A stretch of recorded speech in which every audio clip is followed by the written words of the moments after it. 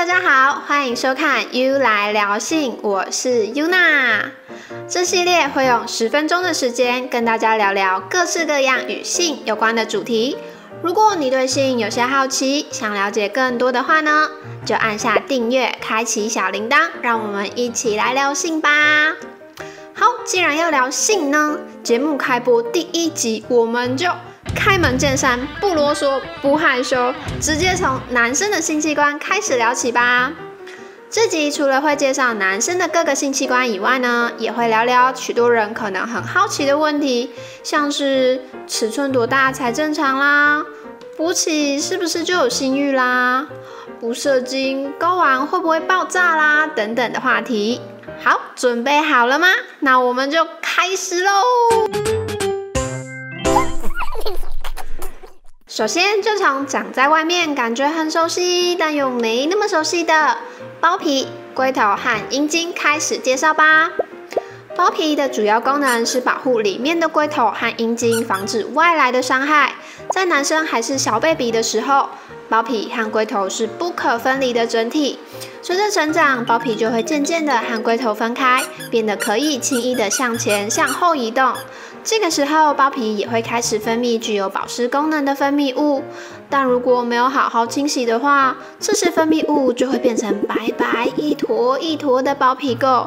除了会臭摸摸的以外，久了还可能导致阴茎刺痛，甚至发炎。所以男生们洗澡时一定要记得里里外外都要好好的清洗干净哦。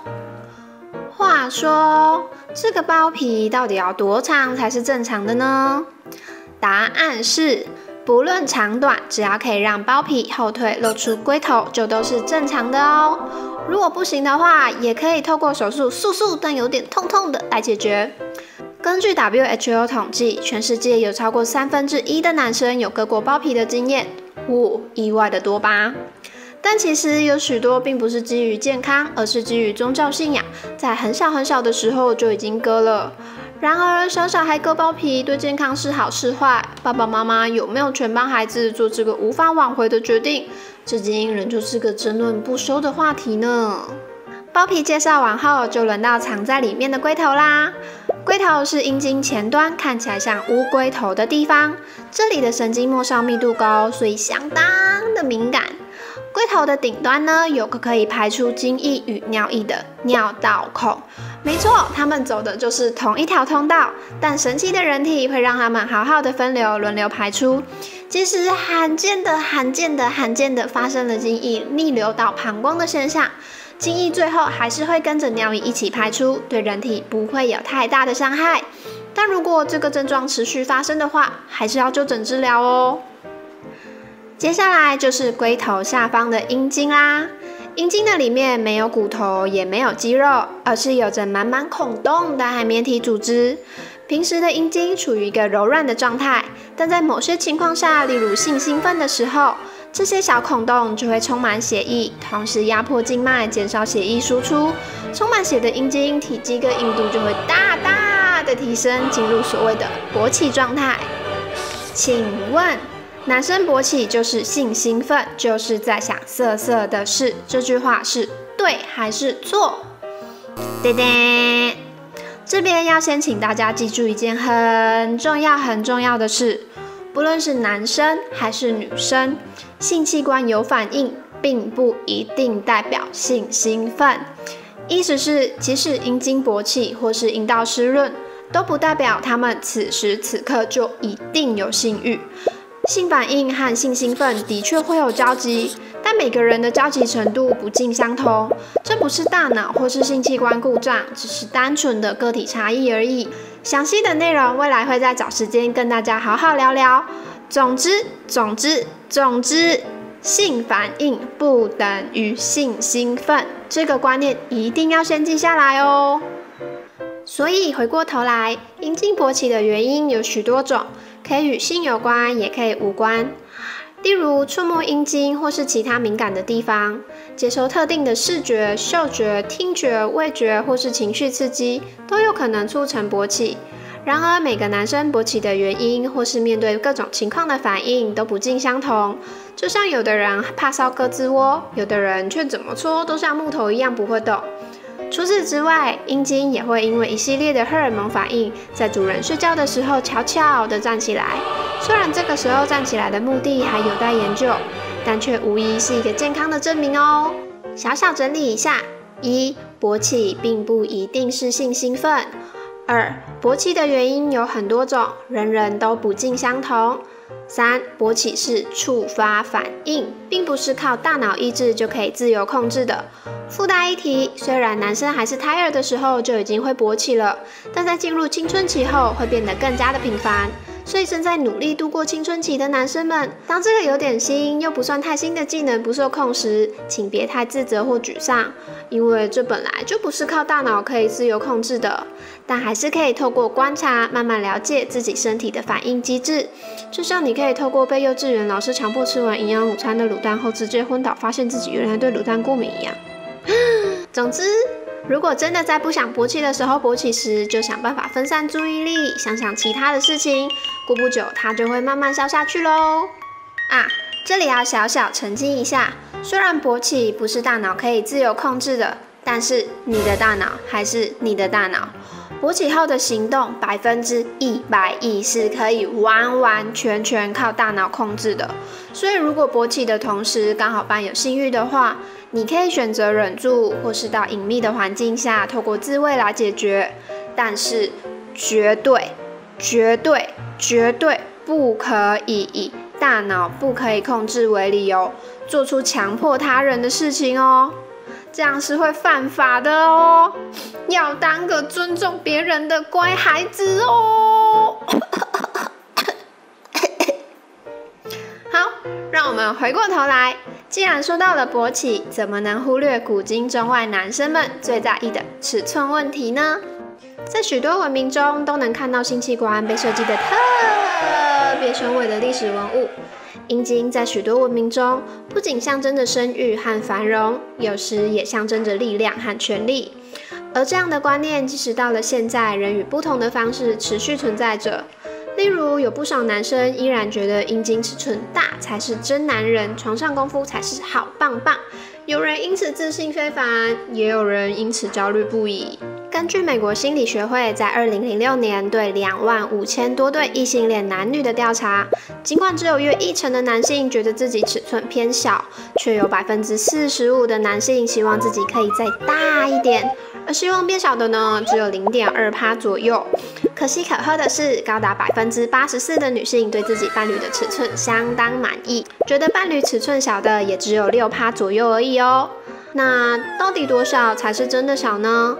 在医学上，如果成年男性勃起后长度低于7公分，才有需要找泌尿专科医生咨询的必要。来，让我们深呼吸，吐气，冷静的好好想一想，阴茎真的不是什么会赐予你智慧、权力、力量、爱与勇气、希望的神秘兵器，它只是一个普通的尿尿用的跟生殖用的器官而已。看看那些历史人物或是英雄豪杰，有哪个是因为阴茎尺寸才功成名就、名留千史的吗？没有。梦想还是要靠努力才能达成的啊！所以，因为尺寸困扰的男生朋友们，松开皱紧的眉头吧，别再把人生的价值和梦想压在阴茎上了，自信且自在的跟他好好相处吧。感性的话讲完，正题还是要继续。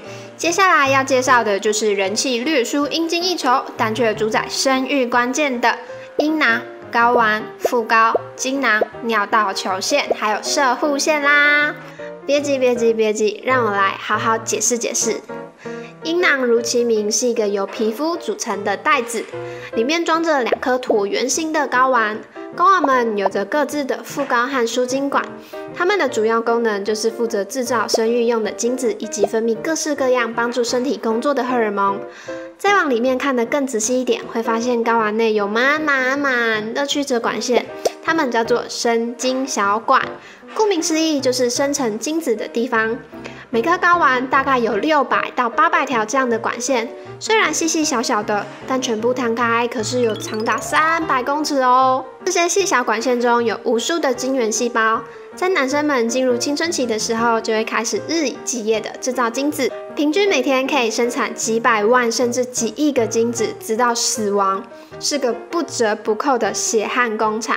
但小精子并不是一天就可以 biu 的一下变成大精子，它们平均需要花50到60天的时间成长，接着再移嫁到副睾中，花大约14天的时间慢慢成熟。成熟的精子就会留在副睾中待命，准备随时上战场喽。既然要等待，这时怎么保鲜就很重要啦。而这个关键就是长在体外的阴囊和睾丸。由于精子非常的怕热，悬挂在体外的阴囊刚好可以让睾丸的温度略低于体温1到2度，提供精子们舒适的环境等待出征。但也不是无限冷都可以哦，所以当天气太冷的时候，阴囊和睾丸就会缩靠近身体，帮助保暖。人体的设计是不是好棒棒呢？请问，如果精子一直不出征，也就是男生一直不射精的话，会发生什么事呢？ A. 睾丸会因为塞太多精子而爆炸。 B. 睾丸会因为塞太多精子膨胀变成一大包。 C. 多余的精子会被人体吸收，什么事都不会发生。咚咚咚咚咚咚咚咚咚咚，答案就是 C。你答对了吗？好，现在我们亿万士兵有了，保鲜有了，只要一声令下，精子大军就可以赤裸裸的冲上战场了吗？不，如果想要通过 pH 值平均只有4，又到处都是黏液的阴道的话，没有防护装备是不行的。装备1：尿道球腺液。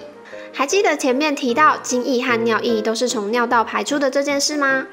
由于尿液是弱酸性，而精子除了讨厌热，也很讨厌酸酸的地方，所以在射精前，尿道球腺液会分泌长得像蛋白的微碱性液体，通过尿道帮忙做个酸碱中和，让精子可以开开心心的通过。